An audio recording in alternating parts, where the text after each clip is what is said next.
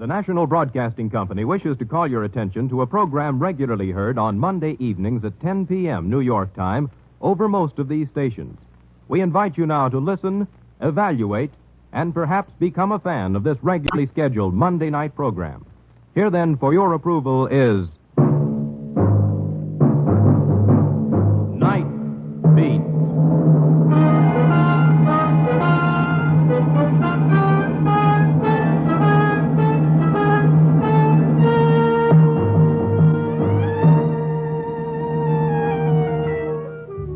Hi, this is Randy Stone. I cover the Nightbeat for the Chicago Star. My stories start in many different ways. This one began in the shattering turmoil of a manhunt and ended in the quietness of the morgue.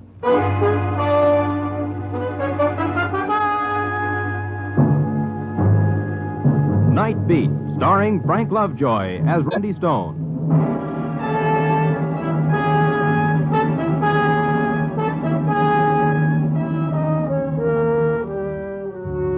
People are always telling me how lucky I am to have a job where all I've got to do is walk around Chicago at night looking for a story. It's a dandy little job, sure. All you need is a pneumonia jacket, an extra set of arch supports, and a goodly supply of penicillin, and you're all set. The city at night, oh, it's fascinating. That old nose for news, frozen stiff and ready to fall off. Those eagle eyes so watery and bloodshot from the wind they wouldn't serve a self-respecting canary. Yes, sir, it's lovely work if you can get it.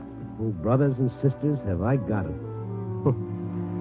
Well, I guess I was just bitter. I'd walked from the Loop to the near North Side, waiting for a story to tap me gently on the shoulder, and so far it was no hits, no runs, and no errors. The streets were empty. Everybody was home hugging a radiator. And then, far away, I heard that lonely blues in the night sound, the police siren. And then another one. And then another. And then it seemed like there was a whole chorus of sirens singing about what a cruel, cruel world it all was. And then one siren separated itself from the rest and came closer. A prowl car was coming down the street, stopping just a few yards away from me, and a police officer jumping out and hurrying to a call box. As the officer passed under the street lamp, I saw the excited look on his face, and I thought, all right, Stone, you lucky dog. Let's go to work. This is Malachek. Yeah, okay, we're on our way over there right now. Right. Hey, just a second. What do you want, mister? What's up? Sounds like every squad car in the city's on the loose. Got no time, mister. Read it in the papers tomorrow. Oh, I never touched that. Look, the name is Stone, Chicago Star. Oh, reporter? Well, mildly. Look, that's a general call, isn't it? I got no time to stand here, Gavin. I'll give it to you fast. Gig Sandvers busted loose. Sandvers? Great. When? How? Read it in your paper, Stone. All right, cross it. Let's move. Gig Sandvers, a two-time loser, a killer, loose in a city of 4 million people and everyone his enemy. I hurried to a phone, checked with the police, and then drove over to that part of Chicago called the Badlands. That strange area belonging to every city. Surrounded by the business section, yet itself run down, deteriorated, filled with tenements and abandoned factories. It was there the police had thrown a cordon around a boarded-up building. My pass got me through up to the front line and police Captain Ireland. Hello, Stone. Well, the hunt's on, huh? I don't know. We'll see in a minute. Sandvers in that building? Got a tip he'd be. Wait a second. All right, Billings. Turn the searchlights on the building. Keep 2 of them on the roof. Run the others back and forth. Sticking around, Stone? Yeah, I guess so. You sure Sandvers is in there? No, but we couldn't afford to pass up the tip. Well, where'd it come from? Anonymous, just a phone call. But Sanders knew this neighborhood like a back of his hand. Likely to be here. Captain Ireland, ready with the speaker now. Okay. All right. Here goes. Sanders, listen to me. There is no way out of that building that isn't covered. Come out with your hands in the air. We'll give you 20 seconds. Hear that, Sanders? 20 seconds. We'll count them off for you. What if he doesn't show? Tear gas first, then we'll go in after him. If he comes out with his hands up, he goes to the death house, and if he doesn't... He'll come out. Rats always believe there's a chance to beat the chair. Where there's life, there's hope, huh? No sign of him. Malachek. Yes, sir. Take the megaphone. When I give the signal, start counting off 20 seconds. Yes, sir. Well, you're giving him more than 20 seconds. Not him, the crowd. They won't push in so close when the counting starts. Oh, look at them. Look at those faces. Perfectly normal human beings for 23 and a half hours of the day. Give them something like this for 30 minutes and they become a mob, waiting and watching and hoping for the kill. People, Randy, want to change them? Oh, yeah, sure. We'll retool and put out a nice new 8-cylinder model with a convertible soul. Get ready, Malachek. Yes, sir. There's my story, Captain. Sanders? No. That's for the front page, boys. This mob, that's my story. That young couple right over there. Look at those two. They're hoping Sanders will come out shooting. Otherwise, they'll want their money back, huh? Yeah. Where you See going? you later. Well, I'm going to stand by that couple and listen to them. All right, Malachek. Start counting. But warn him first, once more. Sanders, we're going to start counting right now. Come out with your hands in the air or we'll cut you in half when we come in after you. 1, 2, 3, 4, 5. I edged my way behind the young couple. 6, They looked so nice and 7, so human. 8, And here they were, the same as all the 9, rest. 10. Go back just a little over 11, 1,000 years, put on a 12, toga and take a seat in the Colosseum at 13, Rome. 14, Have a great day watching the gladiators 15, butcher each other. 16, Cheer for the lions, or if you prefer 17, people, cheer for the slaves to 18, kill the lion. It makes no difference. 19. It's all the same 20. holiday somebody gets killed. And then it started. Let him have it!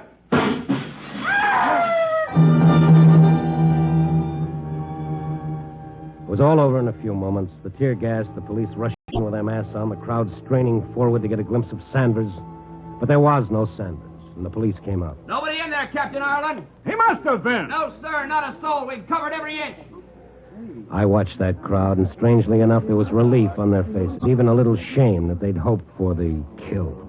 But the young couple in front of me... He wasn't there, Ken. He wasn't there. I know. Come on, let's get out of here, quick. Ken, I'm sick. Evie, hold on to me. Let us through, please. Let us through there, will you? Here, this way, come on. Make way for us, will you please? Clear away. She's sick, mister. Maybe that's a natural reaction to disappointment. Huh? Oh, nothing. Come on. We'll get through this way.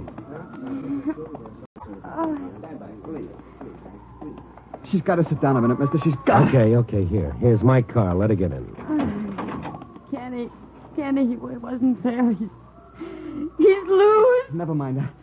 Come on, baby, I'll get you home. You better let me drive you. No, we'll be all right. Ken, I'm sick. Just a little while, Evie. We'll be home. Look, fella, it's easy to see what's the matter. She can't walk home in her condition. It ain't far. A block would be too far. I'll get a cab. No, I don't want anybody around us. You don't want anybody around you.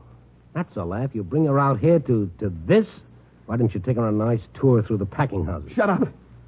What right you got to talk like that? The founding fathers gave it to me. You don't know nothing about it. You don't know nothing. Ken, take me home. Look, my car's still there. You're in no spot to refuse help, no matter what your reason. Now, come on. Let him take us, Kenny, please. Come on.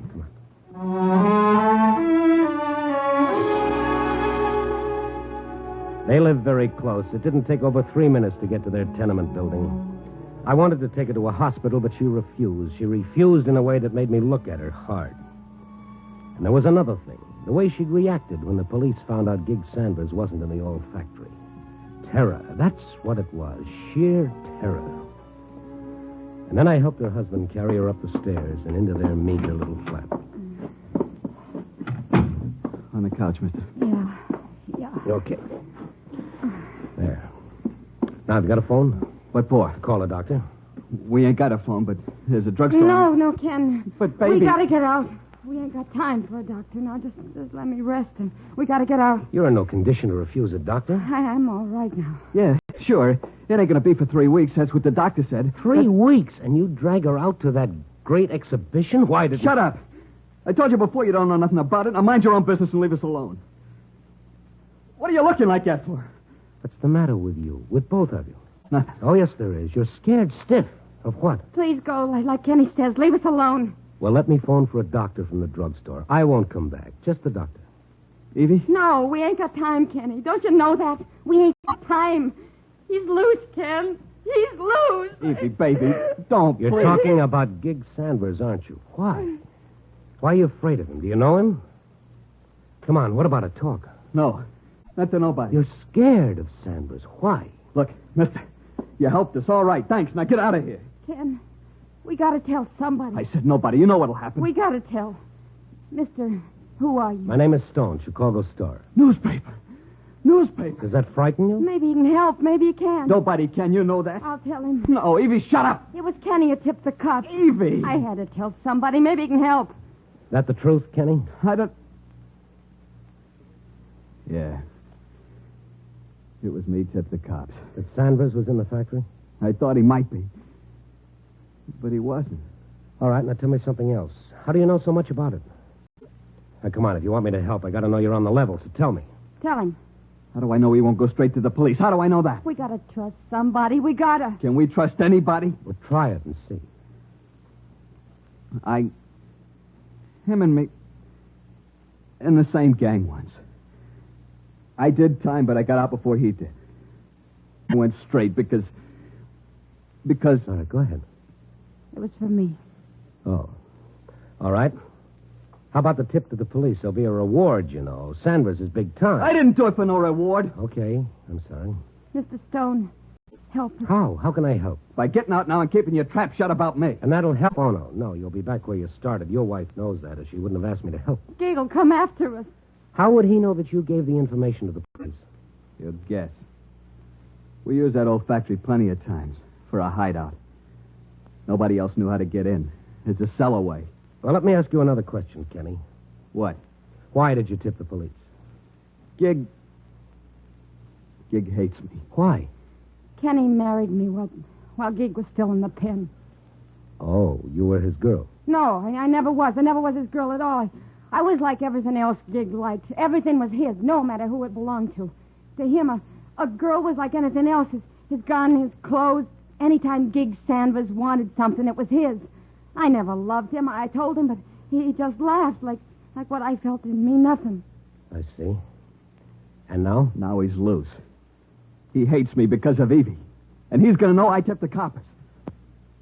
Mr. Stone, if it's the last thing he does, he'll get us. He'll get Evie, and he'll get me.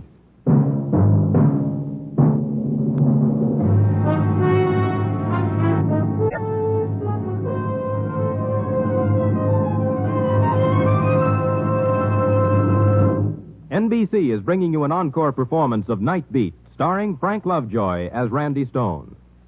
Before continuing with our story, here is the star of another NBC program, Dragnet, Mr. Jack Webb. Thank you. It's a real pleasure for me to talk with you about Nightbeat.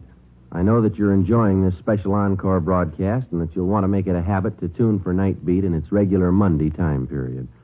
Tomorrow night and every Monday night, listen to Nightbeat on this same NBC station. Thank you, Jack Webb. And we'll be listening to your own documentary police show, Dragnet, every Thursday night on NBC. But now let's listen again to Randy Stone.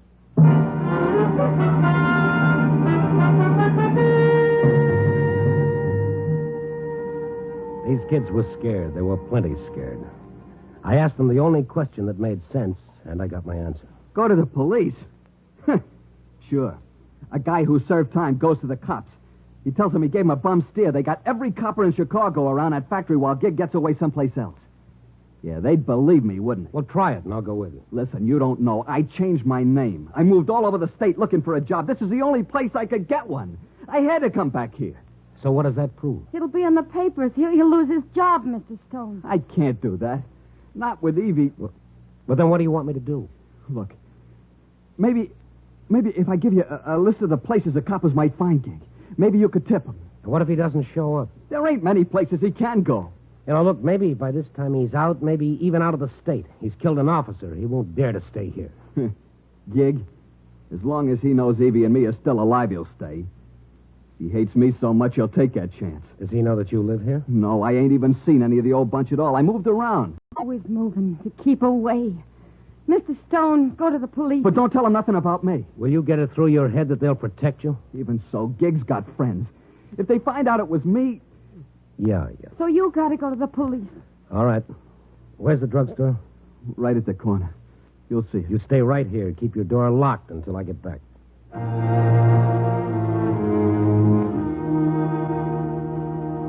It was a short 2 minutes to the corner drugstore. I put in my call and started back to the flat. The street was quiet and deserted. The dirty tenement's a solid block of ugliness against the night. I reached the tenement entrance. I I was just about to start up the steps. Pal, don't turn around. Stand nice and quiet. That's it. What is this, a holdup? Yeah, sure, a hold-up. Now listen to me. Take out a cigarette. What? Take out a cigarette. That's it. Now light it. Act natural. Yeah, good boy. Where are you? In your car at the curb, smart boy. What? I said don't turn around. Now take a look up and down the street. I am. Coppers? No. Okay. Now come here to the car. You're going to do like I tell you understand? What do you want? Who are... You know who I am, Stone.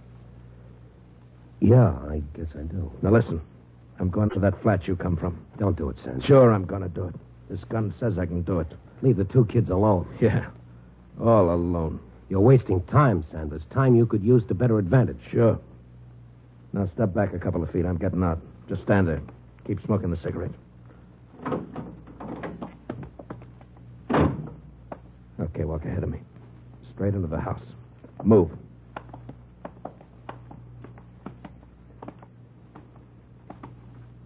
All right, stop here.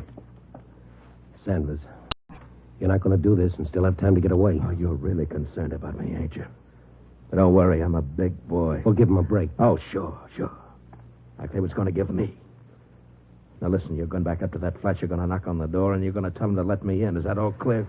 Now, what if I don't? So be a hero. And I'll get in anyway. It's just easier this way. Okay? All right. So let's go.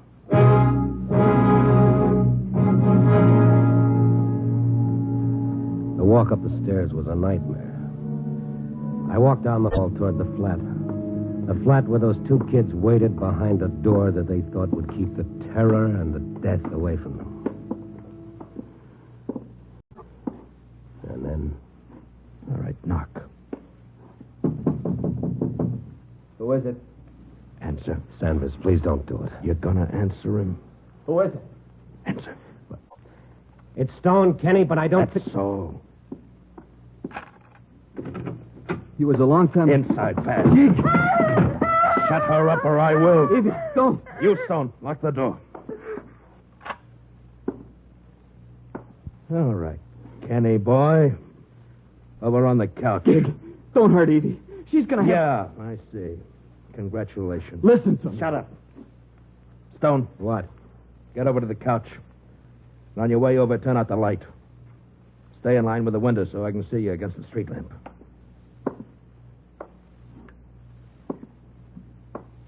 All right, now sit down. We're going to have a long talk. You're going to listen to me, Gig. Sure. I'm a wonderful listener. Only make it good and make it funny, huh? Evie and me fell in love, Gig. You ain't going to blame us for that. Evie and you fell in love. You think I was worried about that? You think I cared what she did? No. It's what you done tonight. He was afraid, Sanders, afraid that you'd come after him because of Evie. And I thought about it and stir plenty. But I figured let it go. It ain't worth it. But this tonight is something different. Turning stooly. You'll never get out of Chicago, Sanders. Every cop in the city will be looking for you. That's nothing new to me. And now you, Kenny boy. You did tip the coppers, didn't you? Gig, listen. We're nothing. You haven't got a chance, Sanders. Shut up with that. No chance, huh? I always got a chance. My luck's good. Know why I wasn't in that factory, Kenny boy? Because my luck held. I had to get some dough first. You know where I was? In that crowd, just standing there watching. You were in that crowd? Like watching my own funeral, only the coffin was empty. And I saw you and Evie, Kenny. That's how I knew where the tip come from. All right, you're smart, Sanders. Now be smarter. You've got us where you want us. We can't make a move. But if you kill us, you'll kill the time you need to get away. I got ways. Like I come here. I followed you in a cab, then hid in your parked car. Now, ain't that smart? Well, Evie, you ain't said nothing yet. Gig, you're going to kill us. I'm gonna kill you, Evie. Sanders, you said your luck held? Can't hold forever. What you're doing now is giving the police minute after minute to catch up with you, and they will sooner or later. You killed an officer, Sanders. You know what that means? Him or me, it had to be that way. But it doesn't have to be this way. This way? What Kenny did was done to save Evie's life and the baby's. Right or wrong, that's why he did it. What would you have done to save your own life? I killed a cop to save my life. That answer you? Yes, I guess it does. So it makes sense. Is that a radio there by you? Well, turn it on. We're all going to sit here and wait for the news. I got to see how I'm making out. We sat in the semi-darkness of the room. The only light came from the window that faced the street. Then the 11 o'clock news broadcast came on. Tell us more.